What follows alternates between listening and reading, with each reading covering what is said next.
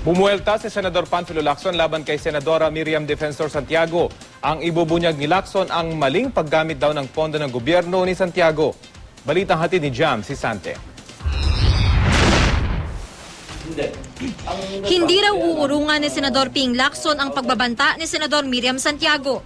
Ang mga gigil na banta at patama sa kanya ng senadora kaugnay sa kanyang sexualidad, tatapatan daw ng ebidensya ni Lacson laban sa umano'y mga maling paggamit ni Santiago sa pondo ng publiko. That's really below the belt, ano? Dahil una-una hindi totoo. Kasi kung totoo, uso naman ngayon ng aminan pero bakit to aminin kung talagang hindi totoo?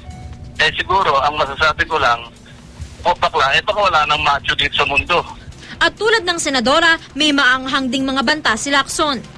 Every time she opens her mouth, mag-iipon ako, mag-gather ako ng evidence to expose her misdeeds and corrupt ways.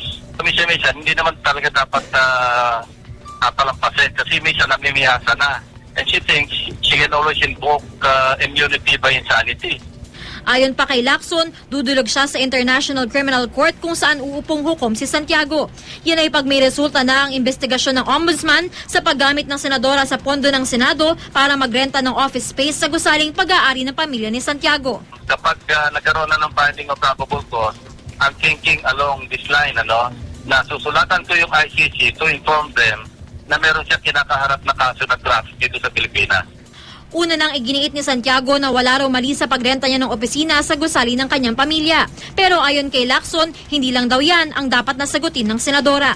Yung paggamit na ng kanyang pork barrel na under the guise na sports complex yung ipapagawa, cockpit arena ang kinonstruct. Oras na mapalakas daw niya ang kanyang mga ebidensya sa hiwalay na isyong ito laban sa senadora, sinabi ni Lacson na paiimbestigahan niya ito sa ombudsman. Kung ikaw nagmamalinis, dapat siguradong malinis ka. Kasi kung meron kang mga dumi, huwag kang mag-aatake ng kapwa mo, lalo na kung hindi totoo ang mga binabato mo.